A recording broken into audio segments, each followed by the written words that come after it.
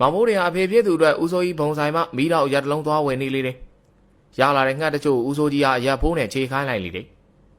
ဦးစိုးကြီးကရက်ချိန်ပေးနေရင်မောင်မိုးတွေကိုကြည့်ကဘိုးတင်မင်းပလင်းတွေပြန်ယူရအောင်3လုံးရှိနေပြီနော်အေးပါဗျယူခဲ့ပါမယ်အခုကတောထဲကနေတန်းလာတာမို့ပါမင်းအခုလော်ကြွက်မရဘူးလားမြင်နိုင်တဲ့ပေတူးတော့ကြွက်တွေငါးစီလာရောင်းနေအဲ့ကောင်တွေဘယ်နားထောင်နေလဲမသိဘူးမင်းစုံစမ်းပါလားနေရာသိအောင်စုံစမ်းကြမလို့ပါဘူးဗျာဒီကောင်တွေဘယ်ရလဲဆိုတော့ကျုပ်သိသိတာပေါ့အေးသိရင်လည်းပြီးရောကြွက်ကထေးချိန်နီးလာလို့ဈေးကောင်းရနေပြီငါးကောင်ရစိတ်ချပါဗျာကျုပ်လာပို့ပါမယ်မောင်မိုးတွေကတောရပလင်းကိုလက်ကဆွဲပြီးတဲ့နောက်အိမ်ကိုပြန်လာလေတော့တယ်အိမ်ဝိုင်းထဲကိုဝင်လိုက်တာနဲ့ဦးကောင်းရဲ့ပြစ်တင်ပြောဆိုတဲ့ကပေါ်လာပြီးဖြစ်တော့တယ်ဂျိုးကောင်နောက်ကျလိုက်တာကွာ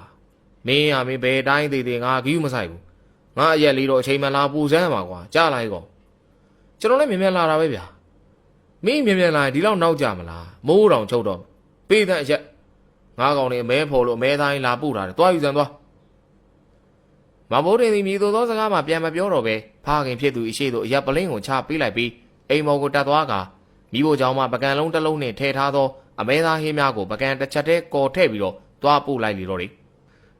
အိုင်တော်ဖခင်ဖြစ်သူရဲ့အရှိမှရက်လိုက်ပြီးအဖေကျွန်တော်ညအိမ်ပြန်မိတ်ဘူးကြွက်ဖို့သွားဆောင်အိမ်မလို့သွား